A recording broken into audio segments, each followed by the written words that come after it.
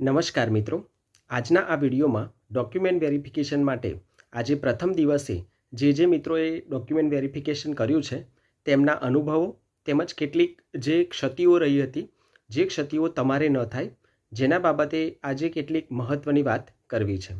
તો સૌથી પહેલાં તો જે સરકારીનું ડોક્યુમેન્ટ વેરિફિકેશન ચાલુ થયું છે એ લગભગ 3 દિવસ ચાલવાનું છે. અને આ જે ડોક્યુમેન્ટ વેરિફિકેશન છે એ આજે એક જિલ્લાની મુલાકાત લીધી તો એ જિલ્લામાં કેટલીક બાબતો એવી પણ ધ્યાનમાં આવી કે જે બાબતો તમારી જોડે આજે હું શેર કરી રહ્યો છું. તો સૌથી પહેલાં તો સેન્ટર ઉપર તમને ચેકલિસ્ટ આપવામાં આવે છે.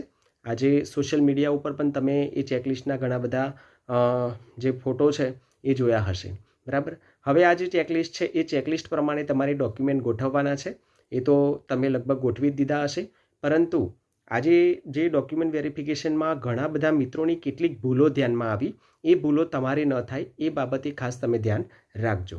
હવે સૌથી પહેલાં તો ઘણા બધા મિત્રો એવા હતા કે જેમને સ્વઘોષણાપત્ર છે, પછી બાહેધરી પત્રક છે, આવા બધા જે ડોક્યુમેન્ટો છે એ ડોક્યુમેન્ટો કેટલાક મિત્રો 2 સેટમાં મૂકવા ફક્ત 2 જ પ્રિન્ટો કાઢી હતી. તો ઘણા બધા મિત્રોને ડોક્યુમેન્ટ વેરિફિકેશનમાં જે તે શિક્ષકો ત્યાં ડોક્યુમેન્ટ વેરિફિકેશન કરતા હતા તેઓએ એમને 3જી પ્રિન્ટ કાઢવા માટે પણ મોકલી હતી. હવે આપણે ટોટલ 2 સેટ બનાવીએ છીએ, સાથે સાથે એક ઓરિજિનલ ડોક્યુમેન્ટનો સેટ બનાવીએ છીએ. એટલે ત્યાં ટેબલ ઉપર કુલ 3 વ્યક્તિઓ ડોક્યુમેન્ટ વેરિફિકેશન કરવા માટે બેસે છે. દરેક જિલ્લામાં લગભગ આવું જ હશે.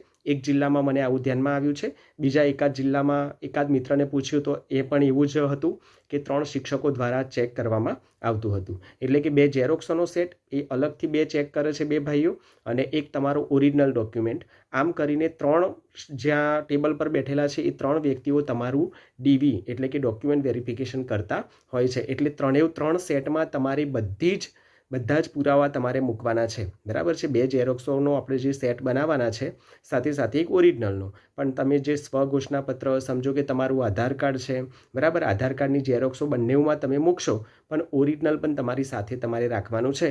જે ઓરિજિનલ ડોક્યુમેન્ટ તમે બતાવો, જે તે ટેબલ પર ઓરિજિનલ ડોક્યુમેન્ટ આપો ત્યાં તમારે ઓરિજિનલ આધાર કાર્ડ પણ મૂકવાનું છે. સાથે સાથે તમારી માતાનો જે આધાર પુરાવો તમે લઈ જાઓ છો એ આધાર પુરાવો પણ એની 2 ઝેરોક્સ અને સાથે સાથે ઓરિજિનલ પણ તમારે લઈ જવાનો છે. સ્વઘોષણાપત્ર અને બાંયધરી પત્રક, બરાબર છે, આ બધું જ અંદર આપેલું છે. એટલે તમે એની 3 પ્રિન્ટો કાઢજો અને 3 પ્રિન્ટો લઈ જજો. એકાદ મિત્રની ભૂલ એવી પણ હતી કે તેઓ જે આપણે ઓનલાઈન ફોર્મ ભર્યું હતું એની પ્રિન્ટ કાઢી લાવ્યા હતા નહીં. એટલે ઉતાવળમાં ભૂલમાં તમે જે ફોર્મ ભર્યું હતું, બરાબર છે, અને ફોર્મની આપણે જે પ્રિન્ટ કાઢી હતી એ પ્રિન્ટ પણ તમારે લઈ જવાની છે. બધી જ જગ્યા ઉપર સ્વપ્રમાણિત તમારે કરવાની છે. સાથે સાથે અહીંયા તમે સ્ક્રીન ઉપર જોઈ શકો છો કે જે ચેકલિસ્ટ આપવામાં આવે છે એ ચેકલિસ્ટમાં પણ તમારે કેટલીક માહિતી ભરવાની હોય છે. એટલે કે સૌથી પહેલાં તમારે ઉપર તમારું નામ લખવાનું હોય છે. પછી તમે કયા માધ્યમમાં ફોર્મ ભર્યું છે, ગુજરાતી, હિન્દી, અંગ્રેજી, આ તમારે માધ્યમ લખવાનું છે. તમારો સબ્જેક્ટ વિષય લખવાનો છે. તમારો જે અરજી ક્રમાંક છે એ અરજી ક્રમાંક લખવાનો છે. નીચે તમારી સહી, સ્થળ, તારીખ, આ બધું જ નામ, આ બધું તમારે લખવાનું છે. એટલે આ બધું જ ત્યાં જઈને તમારે ઓકે કરવાનું છે. ત્યાં જઈને કોઈ ઉતાવળ કરવાની નહીં, શાંતિથી ચેકલિસ્ટ મળી જાય. પહેલાં તો તમે ત્યાં પહોંચશો એટલે તમારું જે પણ ફેઝમાં, બરાબર, આજે ડીવીમાં હું જે સ્થળે ગયો તે જગ્યા ઉપર 4 સ્લોટમાં બોલાવ્યા હતા. એટલે કે પહેલાં જે સ્લોટમાં હતા એ 10 થી 12નો સમય આપ્યો હતો. પછીના જે સ્લોટમાં 15 લોકોને બોલાયા હતા એ 12 થી 3:30 વાગ્યા સુધીમાં બોલાયા હતા. પછી ત્રીજો સ્લોટ જેમને 2 થી 4નો સમય આપ્યો હતો, અને ચોથો સ્લોટ જેમાં 4 થી 6નો સમય આપ્યો હતો. આમ એકાદ સેન્ટર પર આવું ધ્યાનમાં આવ્યું એટલે તમે ત્યાં જશો એટલે તમારે પહેલું તમારે સહી કરવાની છે. ત્યાંથી તમને ચેકલિસ્ટ આપશે. એ ચેકલિસ્ટ પ્રમાણે તમારે 3 એટલું ટૂંકમાં ઓરિજિનલ ડોક્યુમેન્ટનો એક સેટ અને 2 સેટ ઝેરોક્સનો, જે તમે આપણે કોલ લેટર કાઢ્યો છે એ જ પ્રમાણે મૂકવાનું છે. કદાચ કોઈ ચેન્જ હોય તો એ રીતે તમારે જોવાનું છે. પછી એક બીજી વસ્તુ એ પણ ધ્યાનમાં આવી કે 2 ટેબલો ઉપર ટ્રાયલ સર્ટી માંગતા હતા નહીં, જ્યારે એક ટેબલ ઉપર ટ્રાયલ સર્ટી જોવા માંગતા હતા. એટલે ટ્રાયલ સર્ટી પણ તમારે ખાસ જોડે અલગથી રાખવાના છે, તમારે ફાઇલમાં મૂકવાના નથી. પણ અલગથી રાખવાના છે અને એ ટ્રાયલ સર્ટિફિકેટ જો માગે તો તમારે બતાડી દેવાના છે. એટલે આ ટ્રાયલ સર્ટિ બાબતનું પણ તમે ખાસ ધ્યાન રાખજો. ત્યાર પછી બીજી જે હમણાં આપણે સ્વઘોષણાપત્રની વાત કરી, બાહેધરી પત્રકની વાત કરી, સાથે સાથે તમારી જે આવક નથી બદલાઈ, બરાબર, એનું બાહેધરી પત્રક જે EWS કેટેગરીના મિત્રો છે, નોન ક્રિમિલિયર જેમને કઢાવેલું હશે એ બધા જ, બરાબર. એટલે આ બધા જ ડોક્યુમેન્ટો તમે શાંતિથી જોઈને લઈ જજો. બીજું, તમારે કોમ્પ્યુટરનું પ્રમાણપત્ર, આપણે જે કોલ લેટર કાઢ્યો લગભગ એમાં કોમ્પ્યુટરનું પ્રમાણપત્રનું કંઈક લખેલું છે કે નહીં એ ધ્યાનમાં નથી, પણ જે ચેકલિસ્ટ આપે છે એમાં બીજા જ નંબરમાં, એટલે કે તમારું LC આધાર કાર્ડ તમે મૂકો છો પછી તમારે કોમ્પ્યુટરનું પ્રમાણપત્ર પણ મૂકવાનું છે. એટલે તમે જે કોમ્પ્યુટરની ડિગ્રી જે પણ બતાવી છે એ કોમ્પ્યુટરનું સર્ટિફિકેટ પણ ખાસ તમે લઈ જજો. ઓરિજિનલના સેટમાં મૂકજો અને ઝેરોક્સના સેટમાં મૂકજો. એટલે આ પણ ખાસ તમે કોમ્પ્યુટરનું સર્ટિ પણ ભૂલતા નહીં. બીજી વસ્તુ, એકાદ જગ્યા પર એવું પણ ધ્યાનમાં આવ્યું કે શરૂઆતમાં જ કેટલીક જગ્યાએ જે ડોક્યુમેન્ટ વેરિફિકેશન જે કરતા હતા એ શિક્ષકો પહેલેથી જ પૂછતા હતા.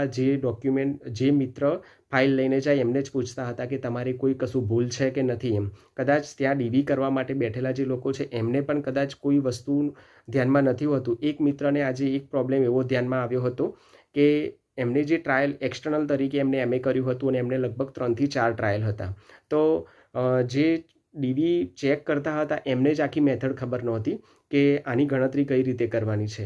તો કોઈ જગ્યાએ આવું પણ બની શકે છે. એટલે તમે જે ગુણ, કુલ ગુણ, મેળવેલા ગુણ, બરાબર છે, ટકાવારી, આ તમે બધું કઈ રીતનું કાઢ્યું છે એ મેથડ તમને પણ ખબર હોવી જોઈએ. કારણ કે ત્યાં એકાદ મિત્રને આવું પૂછતા પણ ધ્યાનમાં આવ્યું.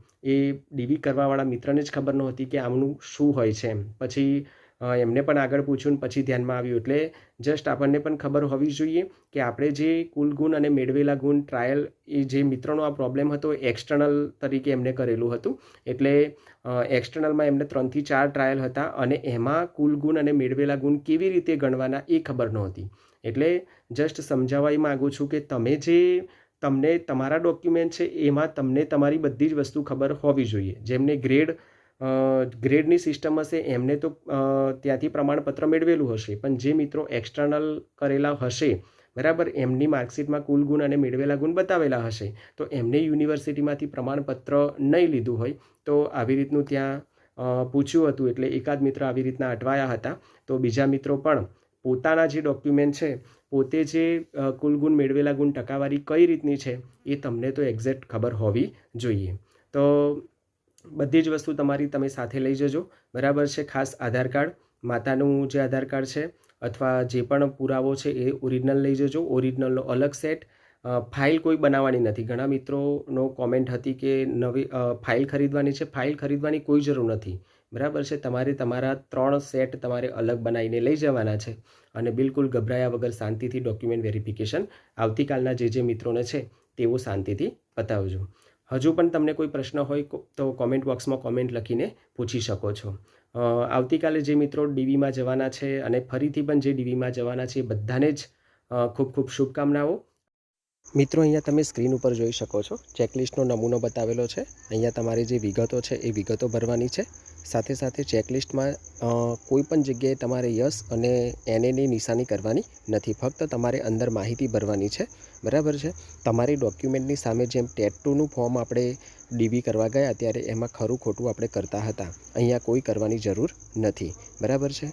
અને બીજી એક ખાસ બાબત કે તમે જે આ DV કરવા જાઓ છો ત્યારે તમારે છેલ્લે તમારું ડોક્યુમેન્ટ વેરિફિકેશન થઈ જાય પછી તમારે આવતું નથી રહેવાનું, તમારે તમારી પહોંચ લઈને આવવાનું છે, બરાબર. આ ચેકલિસ્ટનું જે છેલ્લો નમૂનો અહીંયા તમે સ્ક્રીન ઉપર જુઓ છો એ તમને ત્યાંથી તમે ચેક કરીને તમે આ બધા ડોક્યુમેન્ટ જમા કરાયા છે એનો પુરાવા રૂપે તમને આ રસીદ જે પાછી આપશે એ લઈને આપણે આવવાનું છે. અહીંયા જે આપણું નામ છે, સહી છે, વેરિફિકેશનનું સ્થળ છે, આ બધું તમારે લખવાનું રહેશે.